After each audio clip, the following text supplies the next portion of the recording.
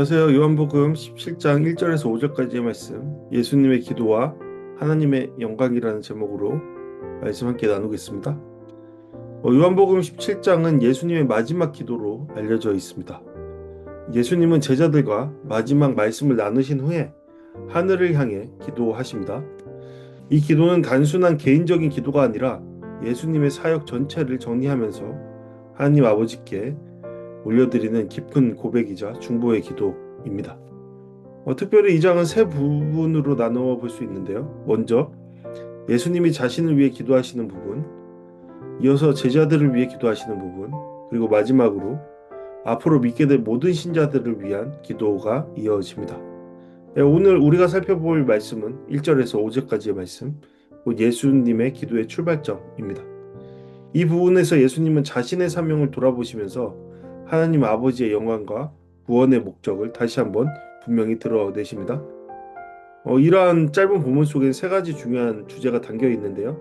첫 번째로는 예수님이 말씀하시는 때와 영광이고, 두 번째로는 예수님이 정의하시는 영생의 의미이고, 그리고 마지막 세 번째로는 예수님의 사역이 결국에는 하나님의 영광을 위한 것이었다라는 고백이 담겨져 있습니다. 이 세 가지를 중심으로 오늘 말씀을 함께 살펴보도록 하겠습니다. 네, 오늘 말씀은 이렇게 시작됩니다. 예수께서 이 말씀을 하시고 눈을 들어 하늘을 우러러 이르시되 아버지여 때가 이르렀사오니 아들을 영화롭게 하사 아들도 아버지를 영화롭게 하게 하옵소서. 예수님은 먼저 하늘을 바라보시죠. 이것은 단순히 동작 이상의 의미가 있는 겁니다. 예수님의 시선이 어디를 향하고 있는지를 보여주는 장면이죠. 예수님은 자신에게 다가오는 어떠한 상황보다 하나님 아버지를 먼저 바라보고 계십니다.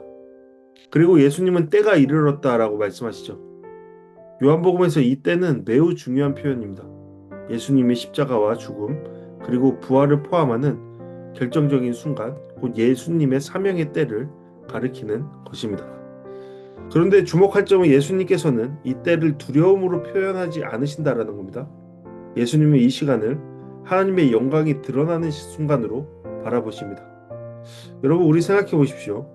성령에 대한 이야기를 계속적으로 주일 예배 때 하고 있습니다.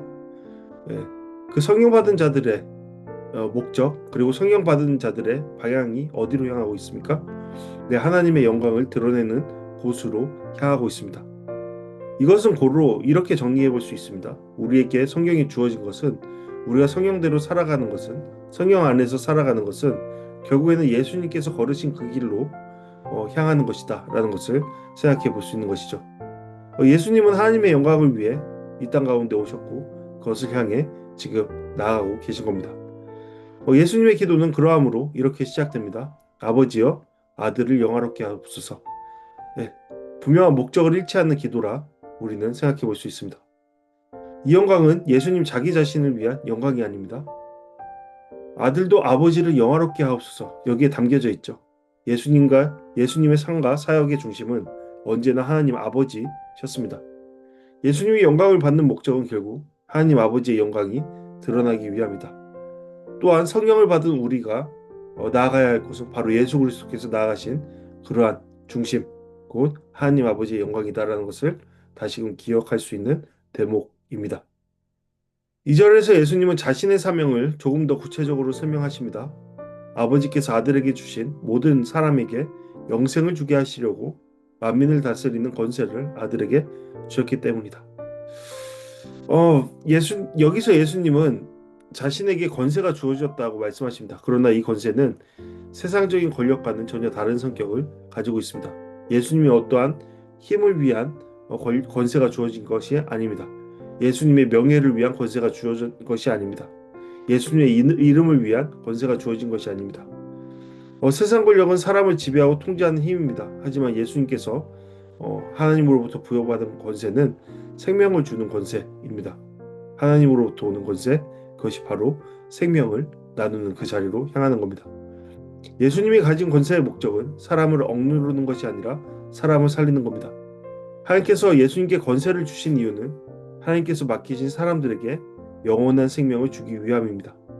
이 말씀은 예수님의 사역이 단순한 가르침이나 도덕적인 교훈이 아니라 생명을 주는 구원의 사역임을 분명하게 보여주는 겁니다.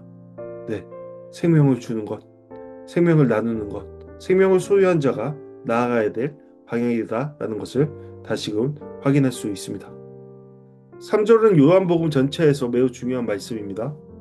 영생은 곧 유일하신 하나님과 그가 보내신 예수 그리스도를 아는 것이니라. 예수님은 여기서 영생이 무엇인지 직접 정의하시죠. 많은 사람들이 영생을 단지 죽은 이후의 삶으로 생각합니다. 그러나 예수님 여기에서 바로 영원한 생명을 단순히 시간적으로 끝없는 삶이라고 설명하지 않으시죠. 예수님이 말씀하시는 영생의 핵심은 하나님을 아는 것입니다. 여기서 안다라는 것은 단순한 지식적인 알미 아니라 관계적인 알을 의미합니다. 하나님과 교제하며 살아가는 삶, 예수 그리스도와 연결된 삶을 의미하는 것이죠. 따라서 영원한 생명은 단지 미래에 주어지는 삶이 아니라 하나님을 알고 그분과 동행하는 삶 속에서 이미 시작되는 생명입니다. 이것이 요한복음이 말하는 영생의 특징인 것이죠. 4절에서 예수님은 하나님 아버지께 이렇게 고백하십니다. 아버지께서 내게 하라고 주신 일을 내가 이루어 아버지를 이 세상에서 영화롭게 하였사오니. 예수님의 삶은 언제나 하나님 아버지의 뜻을 중심으로 이루어졌습니다. 예수님은 스스로의 계획이나 자신의 목표를 따르기보다 하나님께서 맡기신 사명, 자신에게 주어진 십자가를 짊어지고 나아가는 삶을 사셨습니다. 그래서 예수님은 자신의 삶을 돌아보시면서 이렇게 고백하시죠. 내가 아버지를 영화롭게 하였습니다. 이 말씀은 예수님의 사역이 실패나 좌절로 끝나는 것이 아니라 하나님 아버지의 뜻을 이루는 완성된 사역이라는 사실을 보여주는 것이죠. 그러니 우리들도, 성령을 받은 우리들도 다시 한번 생각해 봐야 합니다. 우리가 성령을 부여받은 것은 우리 마음대로 살기 위한 어떤 권능을 소유했다라는 뜻이 아닙니다. 그것은 성경과 반대되는 생각을 하고 있는 것이죠. 우리 가운데 성령의 권세가 주어졌다는 것, 주님의 권능이 주어졌다는 것은 예수님께서 걸으신 그 방향성, 곧 하나님의 사명을 이루기 위한 그러한 능력이었음을 우리는 기억해야 합니다. 마지막 5절에서 예수님이 이렇게 기도하시죠. 아버지여, 창세전에 내가 아버지와 함께 가졌던 영화로서 지금도 아버지와 함께 나를 영화롭게 해주십시오. 예수님이 십자가를 앞두고 있지만 그 고난을 넘어 하나님과 함께하는 영광을 바라보고 계십니다. 네, 그것이 바로 영생인 것이죠. 예수님은 처음부터 하나님과 함께 계셨고 이제 자신의 사명을 마치고 다시 아버지께로 돌아갈 것을 알고 계십니다. 따라서 이 기도는 단순한 어떠한 소망을 말하는 것이 아니라 하나님의 구원 계획 안에서 이루어질 확실한 완성을 바라보는 기도다라고 볼 수 있습니다. 예수님께서는 자신의 임무, 사명을 완성하시는 그때 이제 하나님을 바라보며 자신이 하나님의 영광을 위해 나아가겠습니다. 그것을 완성하겠노라 라고 기도하고 있는 것입니다. 여기서 우리는 예수님의 완전한 순종에 대해서 확인할 수 있습니다. 따라서 우리는 오늘 말씀을 통해서 세 가지 질문을 던져볼 수 있습니다. 첫 번째로는 나는 삶의 어려운 순간을 어떻게 바라보고 있는가? 예수님은 십자가를 앞둔 순간에도 하나님의 영광을 바라보셨습니다. 매 순간 하나님의 영광을 바라보셨습니다. 우리 역시 어려움 속에서나 일상의 삶 속에서 단지 상황만의 해결을 구하기보다 그 상황 속에서 하나님이 어떻게 드러나실지를 바라볼 수 있는 믿음이 필요하다라는 것을 생각하게 됩니다. 상황이 중요한 것이 아닙니다. 하나님께서 주신 사명, 그 목적이 중요한 것이죠. 두 번째로 나는 영생을 어떤 의미로 이해하고 있는가 생각해 볼 수 있습니다. 예수님은 영생을 하나님을 아는 것이다 라고 말씀하셨습니다. 오늘 우리의 신앙은 단순한 종교적 지식이 아닙니다. 우리의 신앙은 하나님과의 실제적인 관계 속에서 살아가는 삶이어야 마땅합니다. 곧 우리의 일상 속에서 함께 하시는 하나님을 기억하며 하나님의 뜻을 구하며 하나님의 온전한 선악간의 분별을 통해서 하나님의 온전한 뜻을 이루는 그러한 삶의 모습을 취하는 것, 그것이 영원한 생명을 소유한 자의 삶이다라고 말할 수 있는 겁니다. 그곳에서 진정한 하나님을 알아가는 깨달음을 경험하게 되는 것입니다. 세 번째로 나는 하나님께 맡겨진 사명을 어떻게 감당하고 있는가 생각해 볼 수 있습니다. 예수님은 아버지께서 내게 하라고 주신 일을 이루었다라고 지금 고백하고 있습니다.